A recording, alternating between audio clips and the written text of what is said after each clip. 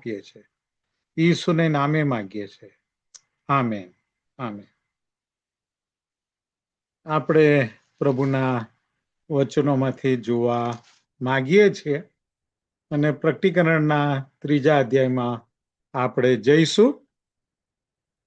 પ્રભુ ઈસુએ મંડળીના વિશ્વાસીઓને વચન આપ્યું છે કે હું તને લેવા આવીશ. હા, પ્રભુ ઈસુએ મંડળીના વિશ્વાસીઓને વચન આપ્યું છે કે હું તને લેવા આવીશ. અને આપણે પ્રકટીકરણના 3 અધ્યાયમાંથી અમુક કલમો જે પ્રભુએ મંડળી સાથે વાત કરી એના ઉપર આપણે જોવા માંગીએ છીએ. તો પ્રકટીકરણ 3:3, પ્રકટીકરણ 3 અધ્યાય 3 કલમ, માટે તને જે મળ્યું, મંડળીની સાથે વાત કરતા કહે છે, માટે તને જે મળ્યું અને તે જે સાંભળ્યું છે તેને સંભાળ. આ ઈશ્વરનું વચન તે જે સાંભળ્યું છે, તને જે મળ્યું છે તારણ, તો એ તારણ જે તને મળ્યું છે અને તે જે ઈશ્વરનું વચન સાંભળ્યું છે તેને સંભાળ અને ધ્યાનમાં રાખ. હા, આપણે એ સંભાળવાનું છે, યાદ કરવાનું છે અને ધ્યાનમાં રાખવાની ખૂબ જ જરૂર છે. ને પસ્તાવો કર, કેમ કે જો તું જાગૃત નહીં રહેશે તો હું ચોરની પેઠે આવીશ ને કઈ ઘડીએ હું તારા પર આવીશ એ તને માલુમ પડશે નહીં. જો તું જાગૃત નહીં રહેશે તો, જો મંડળી જાગૃત ના રહે, પેલી 5 મૂર્ખી કુમારિકાઓની જેમ જો એ જાગતા ના રહે આત્મિક રીતે, તો એમના ઉપર ચોરની પેઠે જાણે પ્રભુનું આવવાનું થઈ જશે અને કઈ ઘડીએ હું તારા પર આવીશ તે તને માલુમ પડશે નહીં. પણ જેઓ જાગતા જ રહે છે, જાગૃત રહે છે, તો એમને કોઈ વાંધો આવશે નહીં, એમ પ્રભુ કહે છે. જે જાગતા નથી રહેતા તો એમના માટે એ ચોરની પેઠે આવી પડવાનું બનવાનું છે. પણ જેઓ જાગતા રહે છે, પ્રભુના આવવા વિશે સાવધાન રહે છે, સચેત રહે છે, તો એમને કશો વાંધો આવશે નહીં. 8મી કલમ, તારું કામ હું જાણું છું. જુઓ, તારી આગળ મેં મારું બારણું ઉઘાડું મૂક્યું છે. મેં મારું બારણું એટલે કે પ્રભુનું બારણું, સ્વર્ગનું બારણું, ખરા જે વિશ્વાસીઓ છે, ખરી જે મંડળી છે, તો કે જુઓ તારી આગળ મેં બારણું ઉઘાડું મૂક્યું છે, તેને કોઈ બંધ કરી શકે તેમ નથી કે છે. ખરા વિશ્વાસીઓને માટે પ્રભુએ સ્વર્ગનું બારણું ખુલ્લું જ રાખ્યું છે. સ્વર્ગ મંડળીના આવવા માટે રાહ જોઈ રહ્યું છે. બારણું ખુલ્લું જ છે. એ ખરા વિશ્વાસીઓ કે જેઓ જાગતા રહે છે, જાગૃત રહે છે, તેઓને માટે પ્રભુએ બારણું ખુલ્લું જ રાખ્યું છે અને તેને કોઈ બંધ કરી શકશે નહીં કે છે. 10મી કલમ, તે તારા ધૈર્યનું વચન પાડ્યું છે. તેઓ બહુ ધૈર્યથી, બહુ ધીરજથી પ્રભુ એમને લઈ જાય એની વાટ જોઈ રહ્યા છે, આત્મિક રીતે જાગૃત રહ્યા છે. તે તારા ધૈર્યનું વચન પાડ્યું છે. તેટલા જ માટે પૃથ્વી પર રહેનારાઓની કસોટી કરવા સારું, કસોટીનો જે સમય આખા સંસાર પર આવનાર છે તેનાથી હું પણ તને બચાવીશ કે છે. હા, તેનાથી હું તને બચાવી લઈશ. અને એટલે જે પ્રભુની ખરી મંડળી છે, ખરા વિશ્વાસીઓ છે, પ્રભુમાં જાગૃત રહે છે, એમને તો પ્રભુ લઈ લેશે, ઊંચકી લેશે. આ કસોટીનો સમય, કસોટીનો કાળ આખા સંસાર પર આવનાર છે, એમાંથી મંડળીને પસાર થવું પડશે નહીં. તેનાથી તો હું તને બચાવી લઈશ. 11મી કલમ, હું વહેલો આવું છું. તારું જે છે તેને વળગી રહે. પ્રભુએ તને જે તારણ આપ્યું છે એ તારણને ધિક્કારી ના દઈશ, ફેંકી ના દઈશ, તરછોડી ના દઈશ. હા, એ જે છે તારું તારણ તેને વળગી રહે કે કોઈ તારો મુગટ લઈ લે નહીં, કે જેથી તારો મુગટ લઈ લેવામાં નહીં આવે. અને એ કેટલું બધું અજાયબ જેવું છે. 20મી કલમ. હવે જુઓ, હું બારણા આગળ ઉભો રહીને ઠોકું છું. હા, પ્રભુનું આવું બહુ પાસે છે. જો કોઈ મારી વાણી સાંભળીને બારણું ગાળશે તો હું તેની પાસે માહે આવીને તેની સાથે જમીશ અને તે મારી સાથે જમશે. તમે જુઓ કે પ્રભુ બારણા આગળ ઉભા રહીને ઠોકે છે. આ એમના બીજા આગમન માટેનું તેઓ બારણા આગળ જ ઉભા છે, બારણું ઠોકે છે. એ ટકોરા આપણને સંભળાય છે, નહીં? બાઇબલ જે બધા ભવિષ્ય વચનો કહે છે ને પૂરા થઈ રહ્યા છે, એના ચિહ્નો પૂરા થઈ રહ્યા છે, એના ટકોરા સંભળાય છે. અને એ માટે આપણે પ્રભુ પાસે પહોંચવાનું બારણું, પ્રભુ સાથેની સંગતનું બારણું, એ પ્રાર્થનાનું બારણું આપણે ઉઘાડેલું જ રાખીએ તો પ્રભુ આપણી સાથે સંગત માણશે. જે જીતે છે, 21મી કલમ, જે જીતે છે તેને હું મારા રાજ્યાસન પર મારી સાથે બેસવા દઈશ. તમે જો કે પ્રભુ ઈસુના રાજ્યાસન પર એમની સાથે કોણ બેસી શકે? એમની કન્યા. ખરેખર એમની કન્યા એમની સાથે બેસી શકે. જે જીતે છે તેને હું મારા રાજ્યાસન પર મારી સાથે બેસવા દઈશ, કન્યાને બેસવા દઈશ. જેમ હું પણ જીતીને મારા બાપની સાથે તેના રાજ્યાસન પર બેઠેલો છું, તેમ તમે જો કે કન્યા એ પોતાના એ વરરાજા પ્રભુ ઈસુની સાથે એ બેસવા પામશે. અને એટલા માટે વાલાઓ, પ્રભુ ઈસુ મંડળીના વિશ્વાસીઓને વચન આપ્યું છે કે હું તને લેવા માટે આવું છું, હું તને લેવા આવીશ. જે જીતે છે તેને હું મારા રાજ્યાસન પર મારી સાથે બેસવા દઈશ. અને આપણે જોઈએ છીએ યોહાનની સુવાર્તા તેનો 13મો અધ્યાય અને તેની 33મી કલમ. યોહાન 13 અને 33. તમે જો કે પ્રભુ ઈસુ એમના પહેલા આગમનમાં આ પૃથ્વી પર હતા, પોતાના અનુયાયીઓની સાથે, જેઓ એમની પાછળ પાછળ ચાલતા હતા અને પ્રભુ ઈસુ પર વિશ્વાસ કરતા હતા. તો એ ટોળાને, કે જે મંડળીની જાણે શરૂઆત થઈ ગયેલી, ઓ નાના બાળકો, હવે હું થોડી જ વાર તમારી સાથે છું. તમે શું જુઓ ત્યાં એ શબ્દોમાં પ્રભુ શું કહે છે કે ઓ નાના બાળકો. આ 2000 વર્ષ પહેલાની વાત છે, જ્યારે પ્રભુ આ પૃથ્વી પર હતા. હવે હું થોડી જ વાર તમારી સાથે છું, એટલે કે હું જવાનો છું. હું થોડી વાર માટે જ તમારી સાથે છું. તમે મને શોધશો, અને જેમ મેં યહૂદીઓને કહ્યું હતું કે જ્યાં હું જાઉં છું ત્યાં તમે આવી શકતા નથી. પ્રભુ એમને, એ નાના બાળકોને, એ નાની ટોળીને, એમના અનુયાયીઓને કહે છે કે જ્યાં હું જાઉં છું ત્યાં તમે આવી શકતા નથી, તેમ હું હમણાં તમને પણ કહું છું, કે છે. હા, હું જાઉં છું, પણ અત્યારે તમે ત્યાં આવી શકતા નથી. એ ઈશ્વરની યોજના છે મંડળી માટેની. અને તમે જુઓ કે પ્રભુ ઈસુએ આ શબ્દો કયા, એટલે પ્રભુ ઈસુએ આ શિષ્યોને જાહેર કર્યું કે હું જવાનો છું.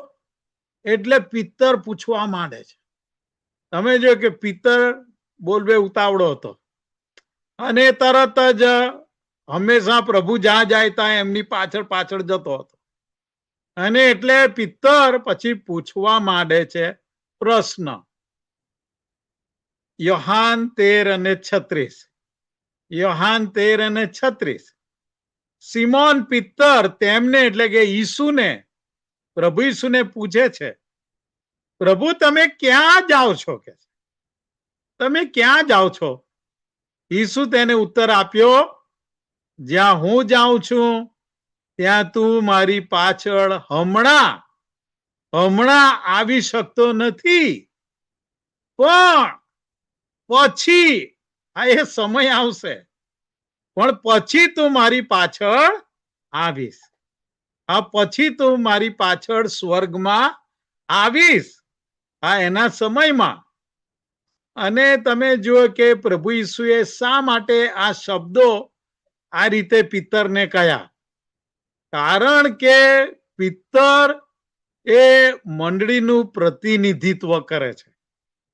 હા, પિત્તર એ મંડળી છે અને મંડળીનું પ્રતિનિધિત્વ કરે છે એમ પ્રભુએ અગાઉ કહી દીધેલું. માથીની સુવાર્તા 16મો અધ્યાય 18મી કલમ. અને તમે જો કે આ રીતે પ્રભુએ પિત્તરને કહ્યું ને પ્રભુએ એ આખી મંડળીને પણ એ શબ્દો કહ્યા કે પછી તું મારી પાછળ આવીશ કે છે. અને આપણે જોઈએ છે માથી 16:18, અને હું પણ તને કહું છું તું પિત્તર છે ને આ ખડક પર, આ પથ્થર પર, આ ખડક પર હું મારી મંડળી બાંધીશ. આ પિત્તર એ મંડળી નું પ્રતિનિધિત્વ કરે છે. આ તારા દ્વારા આખરે હું મંડળી લાવીશ. અને એટલે કે છે કે મારી મંડળી બાંધીશ ને તેની વિરુદ્ધ હાડેસની સત્તાનું જોર નહીં ચાલે. અને આ રીતે જોઈએ છીએ કે પ્રભુએ પિત્તરને કહ્યું, તે મંડળીનું અને નાની ટોળીનું પ્રતિનિધિત્વ કરે છે. અને એટલે નાની ટોળીને અને અનુયાયીઓને કહ્યું કે જ્યાં હું જાઉં છું ત્યાં તું મારી પાછળ હમણાં આવી શકતો નથી, અત્યારે તમે નહીં આવો, પણ પછી તું મારી પાછળ આવીશ. બહુ અગત્યના શબ્દો છે કે પછી, એના યોગ્ય ટાઈમે તું એટલે મંડળી, નાની ટોળી એ સ્વર્ગમાં પ્રભુની પાછળ જવાની છે. એ શબ્દો પ્રભુએ આ રીતે મંડળીને કહ્યા. અને યોહાનની સુવાર્તા 14મો અધ્યાય 1-3. તમે જો કે પ્રભુએ જ્યારથી આ જાહેરાત કરી કે હું જવાનો છું, એટલે નાની ટોળી એ પ્રભુના બાળકો એ વ્યાકુળ થઈ ગયા હતા. પહેલી કલમ, તમારા હૃદયોને વ્યાકુળ થવા ન દો કે છે, ન દો. તમે ઈશ્વર પર વિશ્વાસ રાખો છો, મારા પર પણ વિશ્વાસ રાખો કે છે. તમે દુઃખી ના થશો. તમે ઈશ્વર પર વિશ્વાસ રાખો છો, મારા પર પણ વિશ્વાસ રાખો. બીજી કલમ, મારા પિતાના ઘરમાં રહેવાના ખંડ અથવા ઠેકાણા ઘણા છે કે, હા, મારા બાપના ઘરમાં રહેવાના ઠેકાણા ઘણા છે, જૂનું ગુજરાતી ટ્રાન્સલેશન. અને મારા પિતાના ઘરમાં રહેવાના ખંડ ઘણા છે, નહીં તો હું તમને કહેત, કેમ કે હું તમારે માટે જગા તૈયાર કરવાને જાઉં છું. પ્રભુ જગા તૈયાર કરવાને માટે જઈ રહ્યા છે. અને એટલા માટે કહ્યું કે જ્યાં હું જાઉં છું ત્યાં તું મારી પાછળ હમણાં આવી શકતો નથી, પણ પછી તું મારી પાછળ આવી શકશે. અને એટલે કહે છે કે કેમ કે હું તમારે માટે જગા તૈયાર કરવાને જાઉં છું, અને હું જઈને તમારે માટે જગા તૈયાર કરીશ. જગા તૈયાર કરીશ અને પાછો આવીને હા, પ્રભુ ઈસુ મંડળીના વિશ્વાસીઓને વચન આપ્યું છે કે હું તને લેવા આવીશ, કે પાછો આવીને તમને મારી પાસે લઈ જઈશ, જેથી જ્યાં હું છું ત્યાં તમે પણ રહો. આ પ્રભુ જ દ્વારા આપણે સ્વર્ગમાં એ જે જગ્યા પ્રભુએ જે પારાદેશ મારા ને તમારા રહેવાસને માટે તૈયાર કરી જ પ્રભુએ, ત્યાં પ્રભુની સાથે જ પ્રભુ દ્વારા જ આપણે પહોંચી શકીશું, જેથી જ્યાં પ્રભુ છે ત્યાં તમે પણ રહી શકો.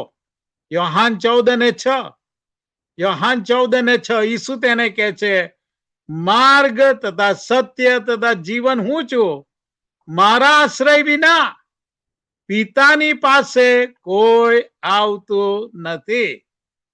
અને એટલા જ માટે પ્રભુ ઈસુ મને ને તમને લેવાને માટે આવી રહ્યા છે, કે જેથી એ પિતાના ઘરમાં, એ સ્વર્ગમાં, એ સ્વર્ગની અંદર જ્યાં પ્રભુએ મારા ને તમારા રહેવાને માટે પારાદેશ તૈયાર કર્યું છે, ત્યાં લઈ જવાને માટે પ્રભુ આપણા આ દિવસોની અંદર બહુ જલ્દી આવી રહ્યા છે, કે મંડળીને ઉઠાવી લે, ઉપાડી લે, ખેંચી લે એના માટે.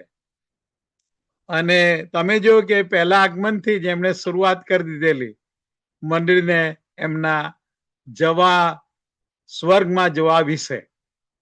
અને યોહાનની સુવાર્તા તેનો 20મો અધ્યાય ને 17મી કલમ આ પુનરુત્થાન પામેલો પ્રભુ ઈસુ છે. હા, એ પુનરુત્થાન, એ ત્રીજે દિવસે પુનરુત્થાન પામ્યા, અને એ પુનરુત્થાનનો એ રવિવાર પ્રથમ દિવસ છે અઠવાડિયાનો.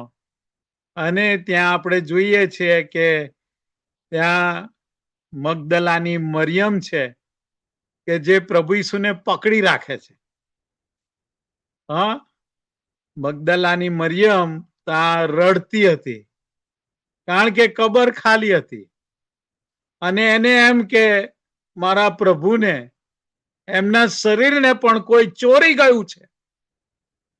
અને જ્યારે પ્રભુ પાછળથી હાંક મારે છે, મરિયમ મરિયમ, અને પછી મરિયમને ખબર પડી જાય છે કે આ તો પ્રભુ છે, અને એ પ્રભુને જવા દેવા માંગતી નથી હવે, અને જબરજસ્ત રીતે પકડી રાખે છે.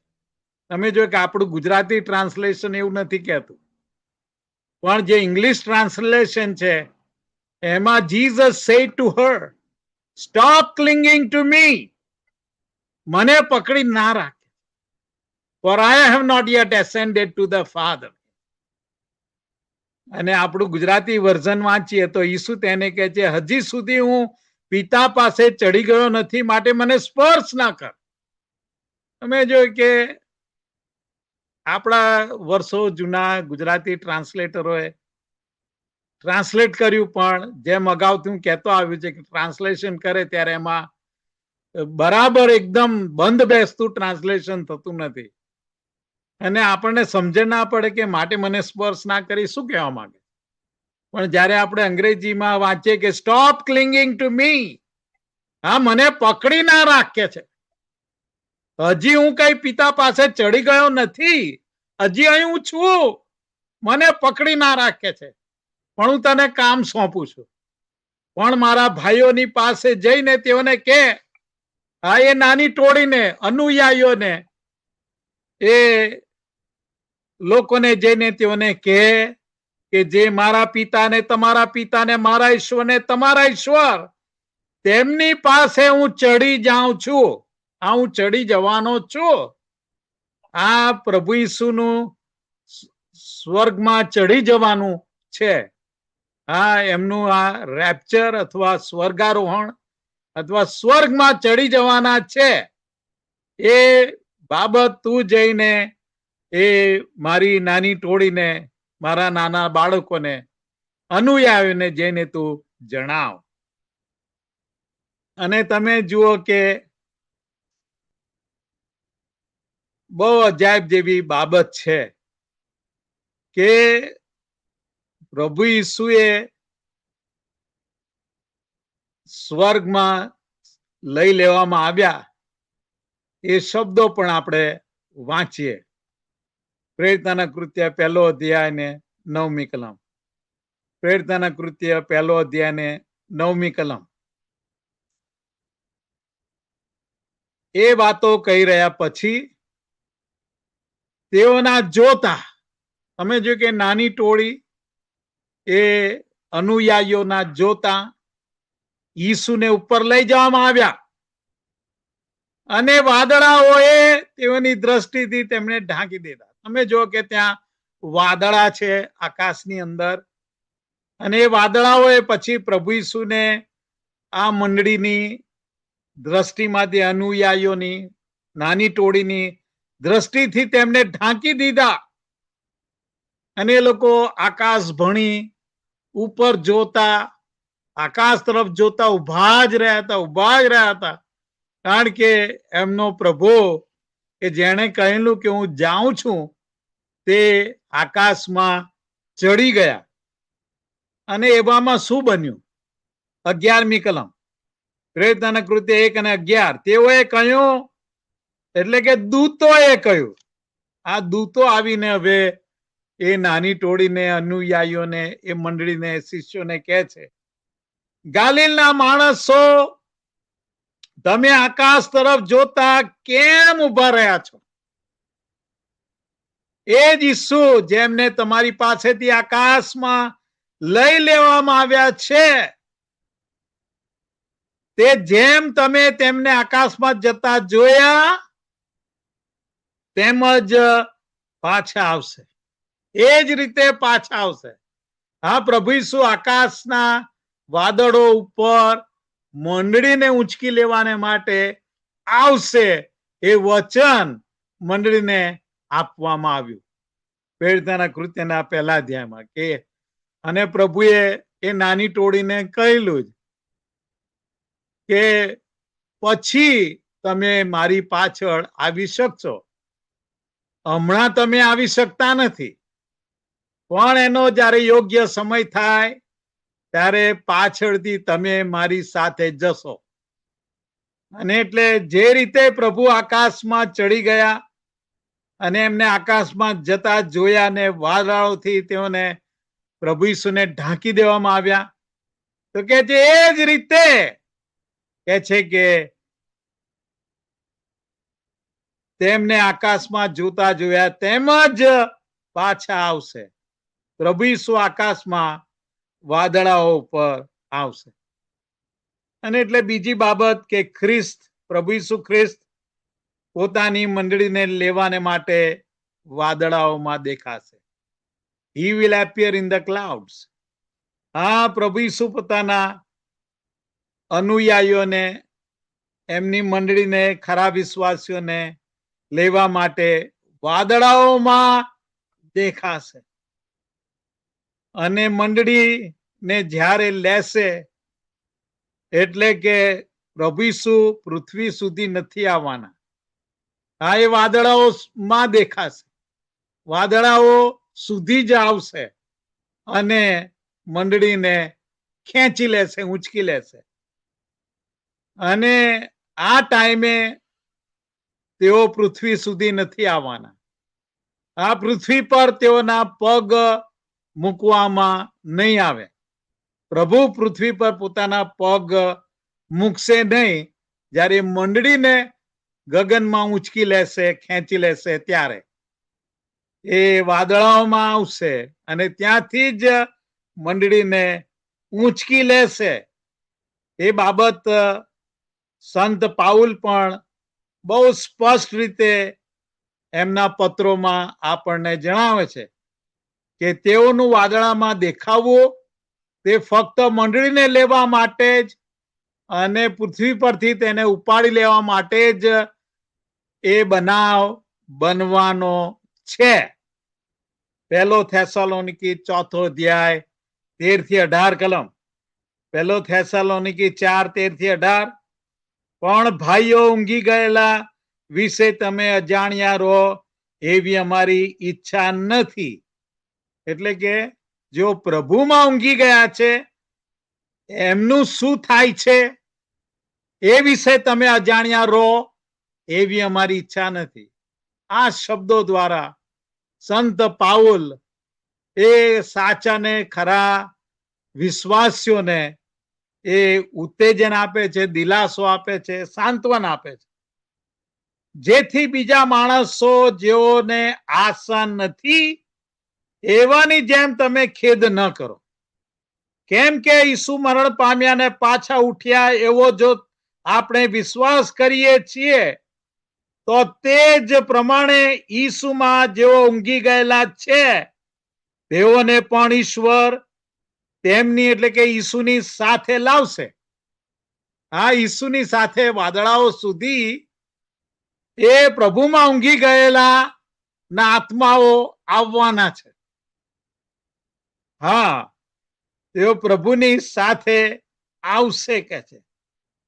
ઈસુમાં જે ઊંઘી ગયેલા છે તેઓને પણ ઈશ્વર ઈસુની સાથે લાવશે કે છે.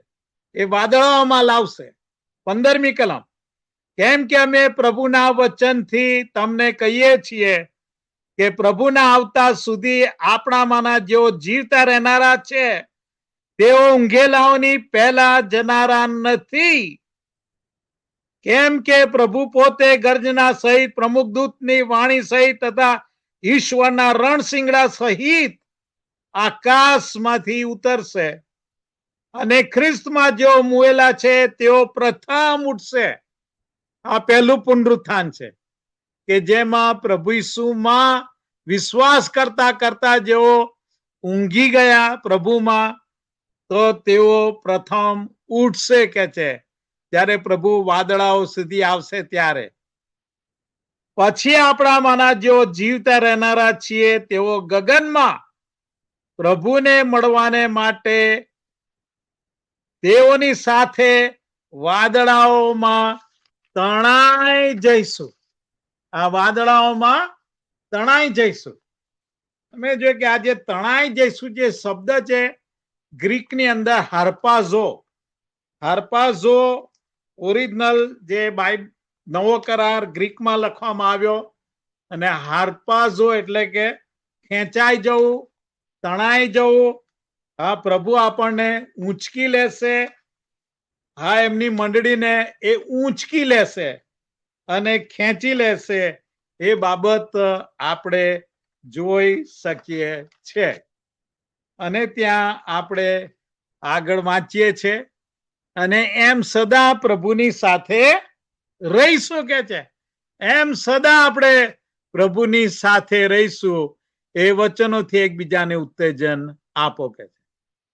અને એટલે પ્રભુ ઈસુમાં વિશ્વાસ કરનાર જે વિશ્વાસીઓ મરણ પામતા હતા તો તેઓનું ભાવિ શું છે એ સમજાવવાને માટે, દર્શાવવાને માટે સંત પાઉલ આ વચનોની અંદર લખી રહ્યા છે કે પ્રભુના એ વાદળાઓમાં આવતા પ્રભુમાં ઊંઘી ગયેલાના આત્માઓ તેમની સાથે આવશે અને એમના શરીરોનું પુનરુત્થાન થશે અને પુનરુત્થાન થયેલા શરીરો પ્રભુ ઈસુના ગૌરવાન શરીર જેવા હશે અને એમની સાથે આપણે જેઓ હજુ અહીં પૃથ્વી પર હૈયા થઈશું એ ટાઈમે તો આપણું રૂપાંતર થઈ જશે અને એક સામટી મંડળીને પ્રભુ એ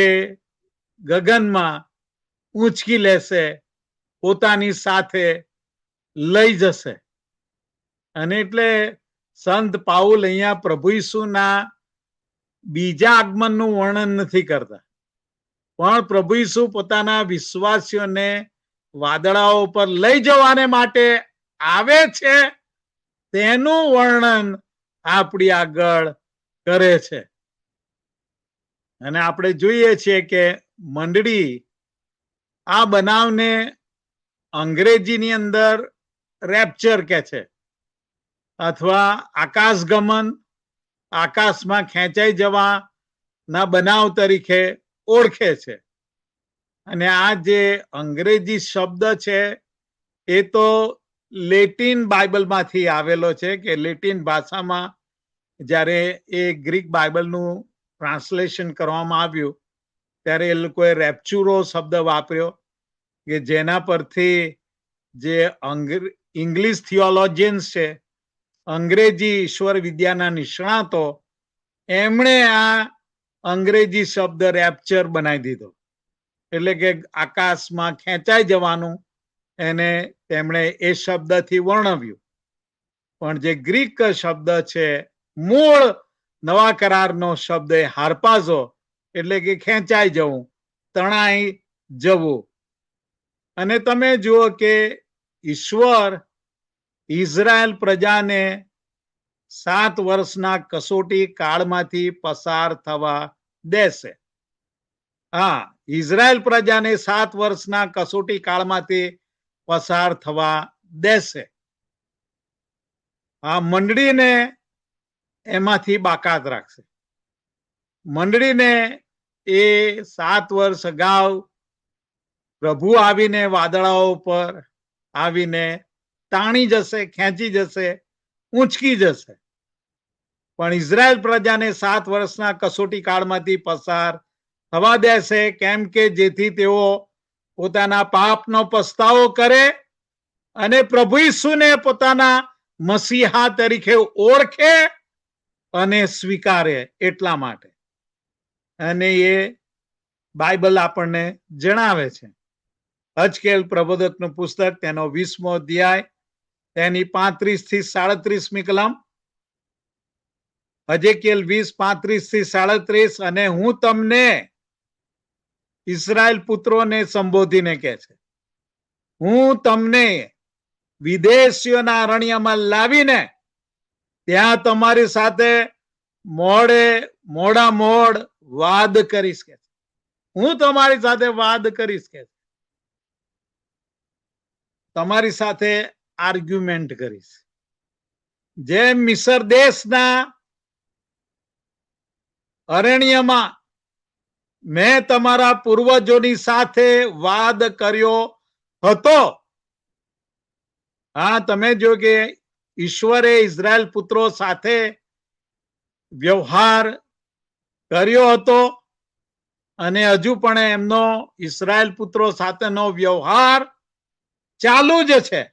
એનો કોઈ અંત આવ્યો નથી, ચાલુ જ છે. કે જે રીતે મેં તમારા પૂર્વજોની સાથે વાત કર્યો હતો તેમ હું તમારી સાથે વાત કરીશ કે છે.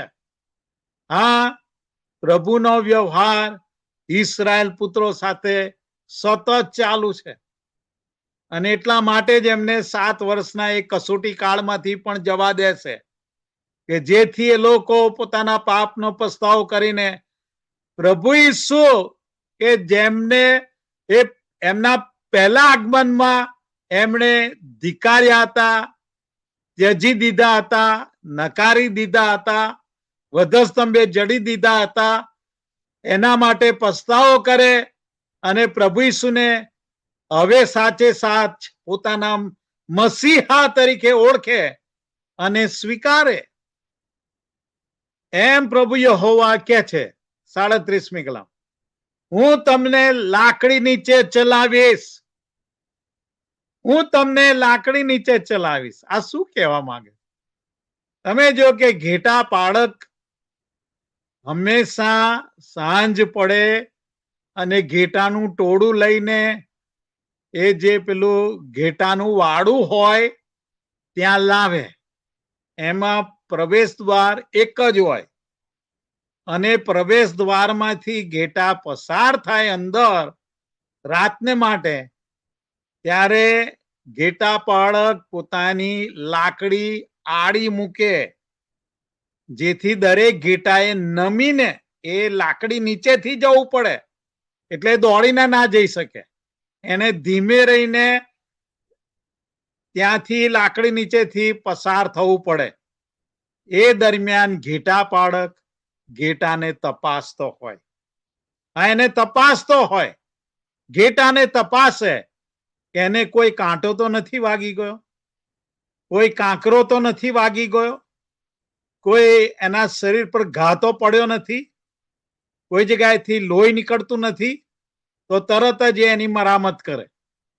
અને એટલે તમે જો કે દરેક એક ઘેટાને તપાસીને એ રાત્રે લાકડી નીચેથી એને પસાર કરે ત્યારે તપાસીને એ ઘેટાના વાડામાં ઘેટાને દાખલ કરે અને જવા દે. એ ચિત્ર આપણે આગળ ઉભું થાય છે. અને ઈશ્વર યહોવા દેવ ઘેટા પાળક છે ઈસરાયલ પુત્રોના. હું તમને લાકડી નીચે ચલાવીશ કે છે. હું તમને તપાસીશ. તમારામાં જે કઈ દુર્ગુણ હશે, ખોળખાપણ હશે, અવિશ્વાસના લક્ષણો હશે તો હું એને તમારી સાથે વાદ કરીશ. હા, હું તમારી સાથે વાત કરીને તમને સુધારીશ. હું તમને સુધારીશ ને હું તમને કરારના બંધનમાં લાવીશ. હા, તમે મારા કરારને તોડ્યો છે અને એટલા માટે હું તમને સુધારીશ, તમને તપાસીને સુધારીશ અને ફરી મારા કરારના બંધનમાં લાવીશ. કેટલો અદ્ભુત પ્રભુ છે, કેટલો અજાયબ જેવો.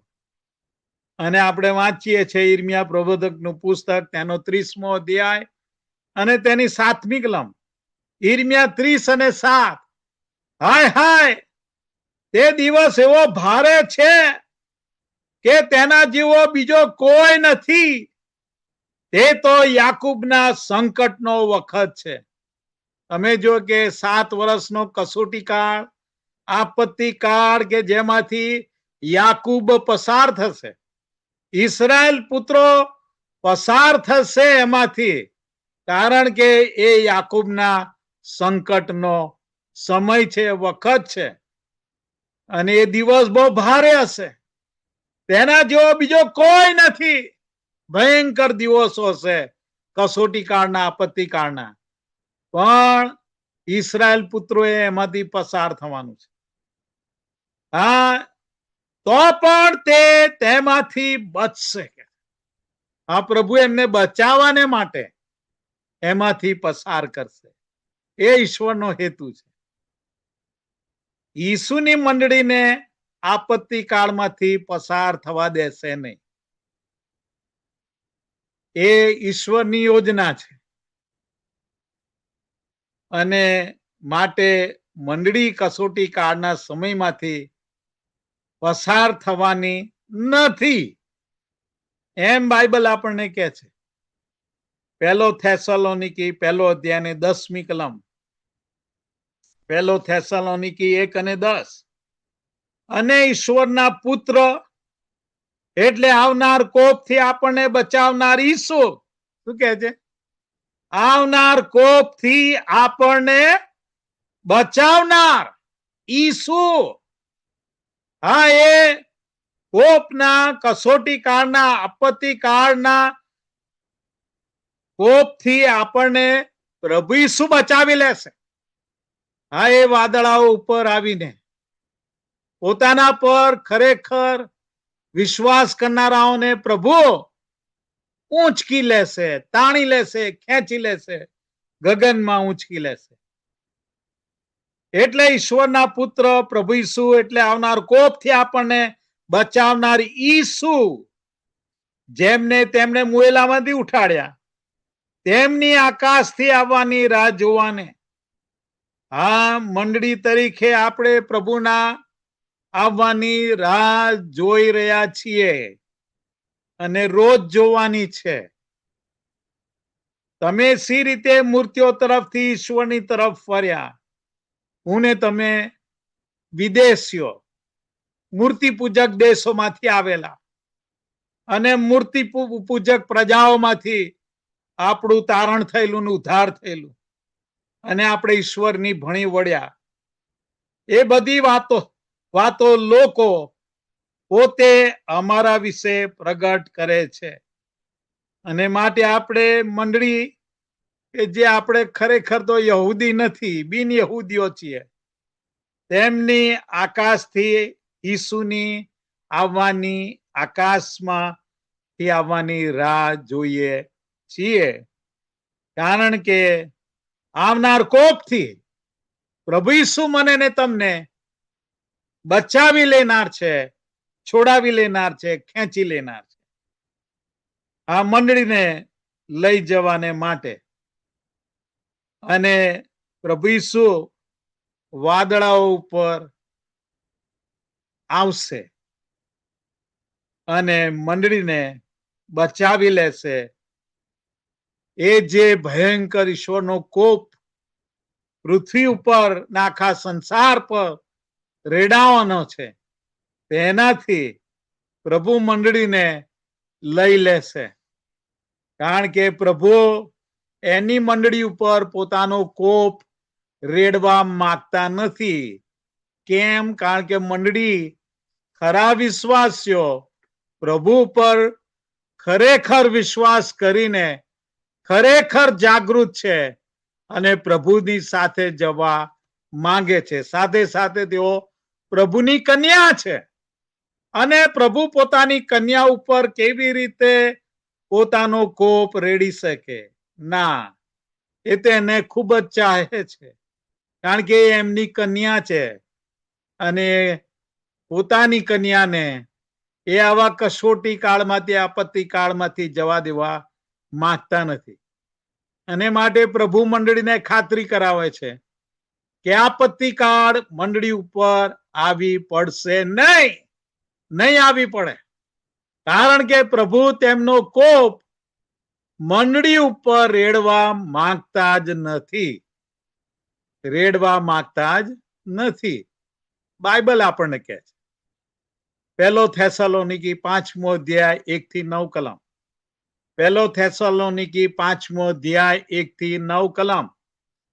પણ ભાઈઓ, સમયો તથા પ્રસંગો વિશે તમને લખવાની કંઈ પણ અગત્ય નથી કે છે.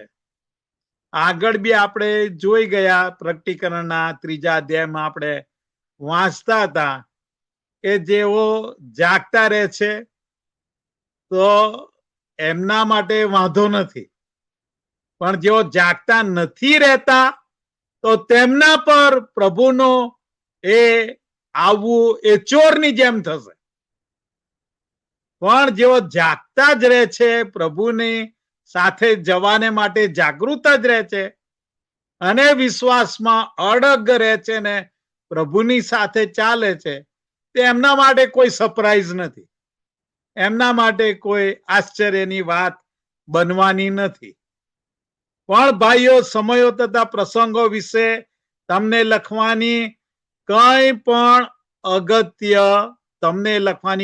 અગત્ય નથી. કેમ કે તમે પોતે સારી રીતે જાણો છો કે જેમ રાત્રે ચોર આવે છે તેમ પ્રભુનો દિવસ આવે છે. આ પ્રભુનો દિવસ જગતના અવિશ્વાસીઓ ઉપર ચોરની જેમ આવી પડે છે, કારણ કે જગત તૈયાર નથી, પ્રભુની આવવાની વાટ જોતું નથી, અને એટલે એમના ઉપર એ ચોરની જેમ પ્રભુનો દિવસ જગતના અવિશ્વાસીઓ ઉપર આવી પડશે. કેમ કે જ્યારે તેઓ કહેશે, જ્યારે આ દુનિયાના લોકો કહેશે કે શાંતિ તથા સલામતી છે, હા, એમને શાંતિ તથા સલામતી જોઈએ છે. તમે જો કે યુએનઓ શાંતિ સ્થાપવા માગે છે, યુનાઇટેડ નેશન્સ, અને આ પૃથ્વી ઉપર વાલાઓ શાંતિનો જે સરદાર છે પ્રભુ ઈસુ, એના વગર કોઈ શાંતિ મળતી નથી. હા, યુએનઓ એ શાંતિ સ્થાપવા માંગે છે આ પૃથ્વી ઉપર પ્રભુ ઈસુની મદદ લીધા વગર, પ્રભુ ઈસુ સિવાય, શાંતિના સરદાર સિવાય શાંતિ સ્થાપવા માંગે છે. તો એનું પરિણામ શું આવશે? હા, સપ્ટેમ્બર 21, 22, 23 એ લોકોએ યુએનઓ ની સમિટ બોલાવી છે. એ શાંતિ આ પૃથ્વી પર સ્થાપવા માટે, યુદ્ધો બંધ કરવા માટે. પણ બાઇબલ શું કહે છે કે જ્યારે તેઓ આ દુનિયાના લોકો કહેશે કે શાંતિ તથા સલામતી છે, ત્યારે પ્રસૂતાની પીડાની જેમ તેઓનો અચાનક નાશ થશે. જોઈ, હા કે છે એકદમ જ એમના પર બધી આપત્તિઓ આવશે કે હા, પ્રસૂતાની પીડાની જેમ તેઓનો અચાનક નાશ થશે અને તેઓ બચી નહીં જ જશે. પણ ભાઈઓ, તમે અંધારામાં નથી. ભાઈઓ એટલે વિશ્વાસીઓ, સાચા વિશ્વાસીઓ, મંડળીના ખરા વિશ્વાસીઓ કે જે પ્રભુના આવવાની વાટ જોઈ રહ્યા છે, તો કે તમે અંધારામાં નથી કે છે. તમે અંધારામાં નથી કે તે દિવસ ચોરની માફક તમારા પર આવી પડે. હા, તમે અજાણ્યા નથી, અંધારામાં નથી. હા, એ પ્રભુના પોતાની મંડળીને લેવા આવવાનો ટાઈમ એ તમારી ઉપર ચોરની માફક આવી નહીં પડે. કેમ? કારણ કે તમે અંધારામાં નથી, તમે પ્રકાશમાં છો. તમે પ્રભુની સાથે રોજ સંગત માણો છો, પ્રભુની સાથે ચાલો છો, પ્રભુની હાજરીની તમે સભાનતામાં રહો છો, અને માટે પ્રભુ રોજ તમને મળે છે. તો પ્રભુ તમને અંધારામાં રાખવાના નથી કે છે. આ પ્રભુ આપણી સાથે બોલે છે અને પ્રભુ બધી જ બાબતો વિશે આપણને સાવધ કરે છે.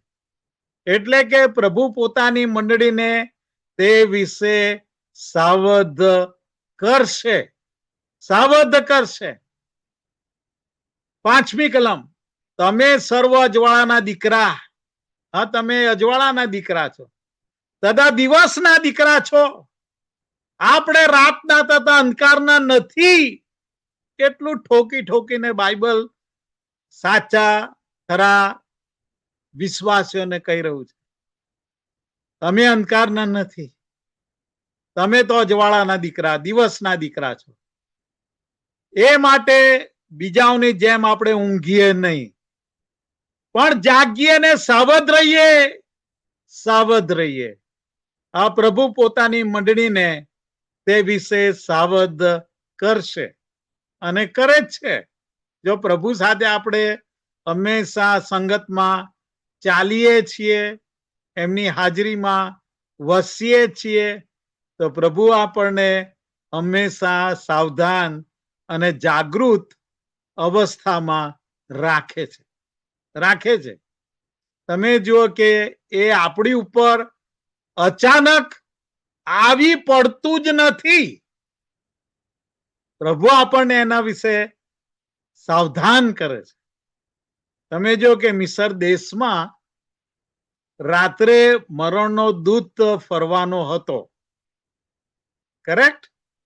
મિસરીઓ જાણતા નહોતા, ઇજિપ્શિયન્સ જાણતા નહોતા કે રાત્રે મરણનો દૂત ફરવાનો છે અને ઘણા બધાને મારી નાખશે. પણ તમે જો મિસર દેશમાં રાત્રે મરણનો દૂત ફરવાનો હતો અને મરણ લાવવાનો હતો, ત્યારે ઈશ્વરે પોતાના પસંદ કરેલાઓને સાવધ કરી દીધા હતા. રાઈટ? તમે એ સ્ટોરી જાણો છો, એ હકીકત જાણો છો કે પ્રભુએ ઇસ્રાયલ પુત્રોને પોતાના પસંદ કરેલાઓને સાવધ કરી દીધા હતા કે આજે રાત્રે મરણનો દૂત ફરવાનો છે, અને માટે શું કરવાનું? કે હલવાનું લોહી લગાડવાનું તેમને કહ્યું કે હલવાનું લોહી લગાડો. કે હલવાનું લોહી લગાડવાનું કહ્યું. આપણે પણ સતત પ્રભુ ઈસુના લોહીથી શુદ્ધ થતા રહેવાનું છે, સાવધ રહ્યા કરવાનું છે.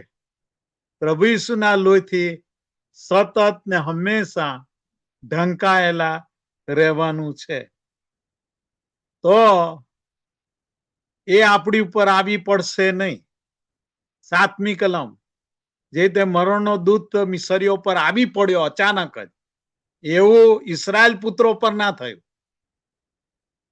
કેમ કે 7મી કલમ, કેમ કે ઊંઘનારાઓ રાતે ઊંઘે છે ને દારૂડિયા રાત્રે છાકટા થાય છે, પણ આપણે દિવસના છીએ, માટે વિશ્વાસનું તથા પ્રેમનું બખ્તર અને તારણની આશાનો ટોપ પહેરીને સાવધ રહીએ.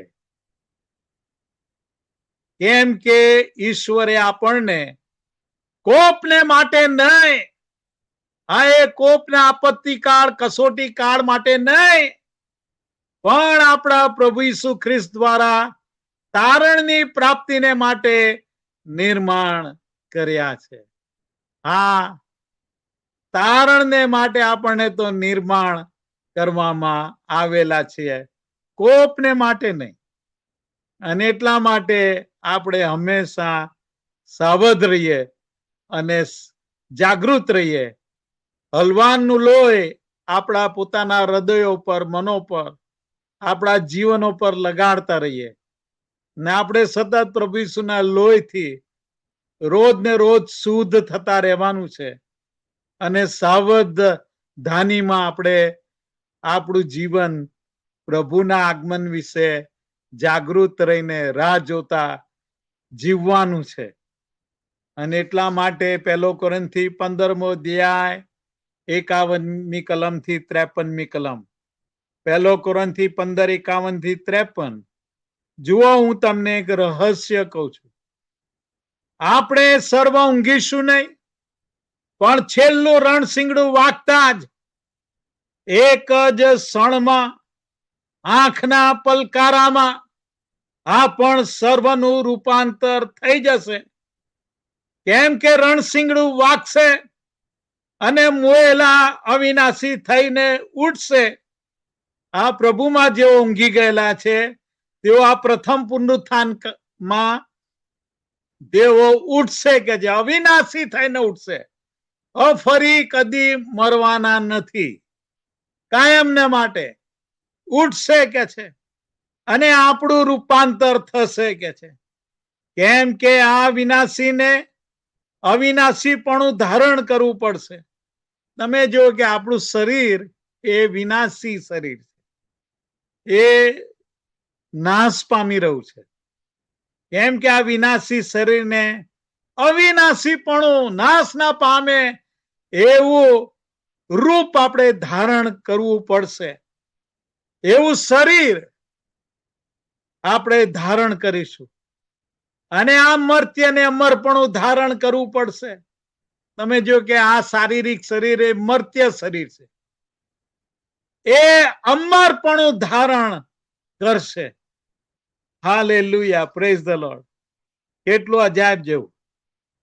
અને એટલે તમે જુઓ કે એક જ ક્ષણની અંદર, ત્યાં બહુ ટાઈમ નહીં મળે, પ્રભુ વાદળાઓ પર આવીને તરત જ જાણે લોહી ચુંબકની જેમ આ એના પર ખરા વિશ્વાસીઓને ખેંચી લેશે, ઊંચકી લેશે. અને પ્રભુમાં જેઓ ઊંઘી ગયા હતા તેઓના શરીર પણ એક જ ક્ષણમાં ઉઠશે અને રૂપાંતર પામશે. અને જે ગ્રીક શબ્દ વાપર્યો છે કે અલાસો, અલાસો એટલે કે શારીરિક આપણું જૂનું શરીર, એના બદલે આપણને એક નવું ગૌરવવાન શરીર આપવામાં આવશે. તરત જ એક જ ક્ષણની અંદર જૂના શરીરને બદલે આપણને નવું ગૌરવવાન શરીર આપી દેવામાં આવશે. બહુ ઇન્સ્ટન્ટલી, એક જ ક્ષણની અંદર. અને આપણે ગગનમાં ખેંચાતા જઈશું, ખેંચાઈ જઈશું.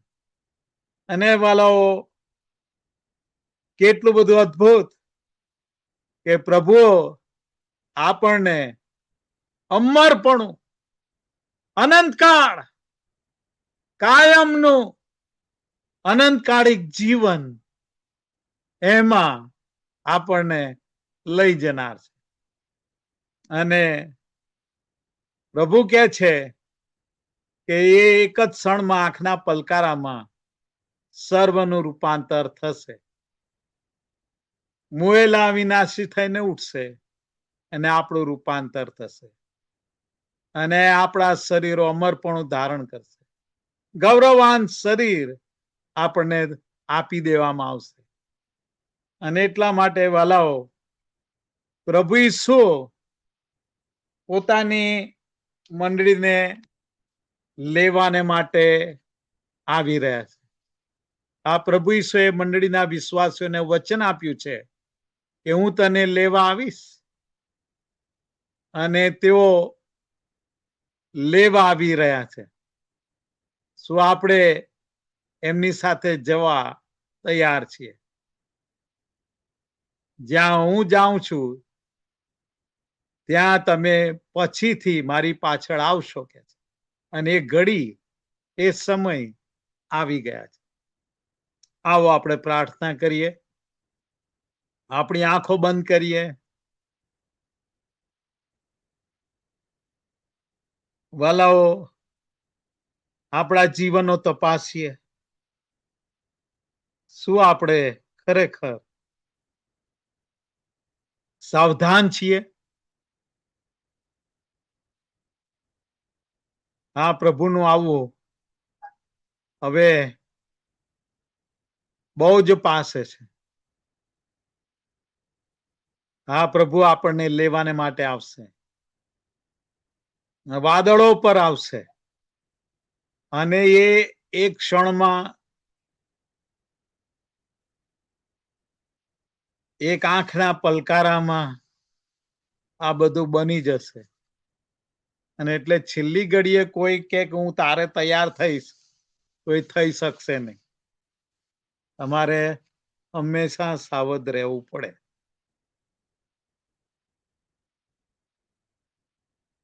પ્રભુનો આભાર માનીએ કે પ્રભુએ જે વચન આપેલું, એવો નાના બાળકો, હું તમને લેવાને માટે આવું છું. હા, એ પોતાની મંડળીને, પોતાની કન્યાને ઊંચકી લેવાને માટે અને તેમને આપત્તિ કાળમાંથી બચાવી લેવાના માટે આવી રહ્યા છે. આપત્તિ કાળ, કસોટી કાળ હવે દેખા દેવા માંડ્યો છે. ભયંકર હોનારતો અને આફતો આ પૃથ્વી પર શરૂ થઈ ગઈ છે. ભલભલી સરકારો આ છેલ્લા 2-3 દિવસમાં જ ગબડી ગઈ છે.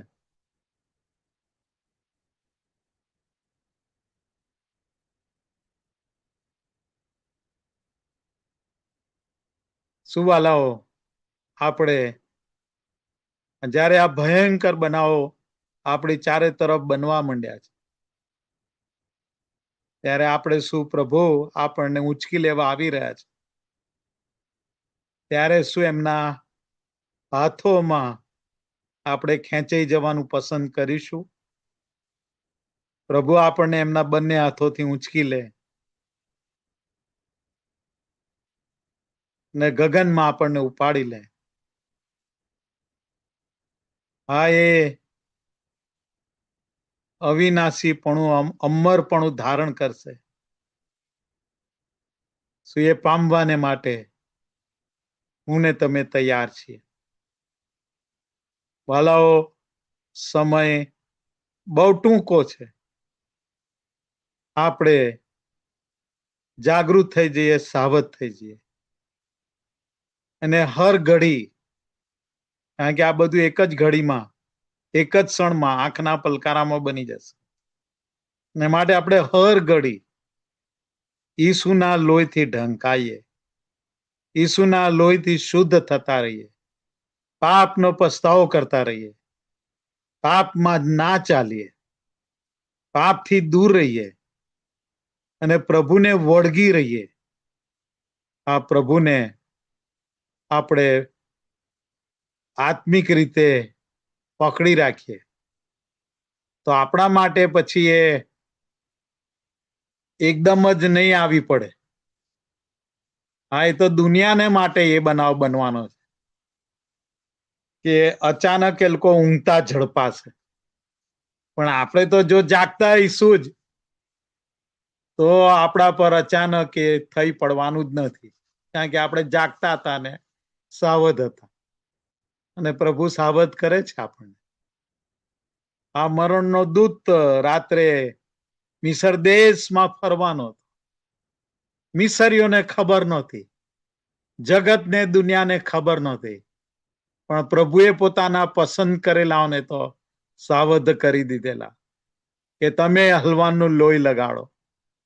ભલાઓ હલવાનનું લોહી લગાડવાના આ દિવસો આવી ગયા છે.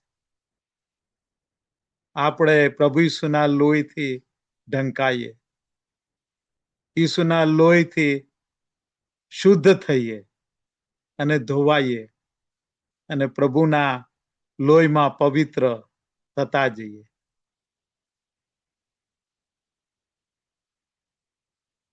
અમારા સર્વશક્તિમાન, અમારા જીવતા પ્રભુ, ખરેખર આભાર માનીએ છીએ પ્રભુ. તમારું આવવું હવે બહુ જ પાસે છે, એની ઘડીઓ ગણાઈ રહી છે.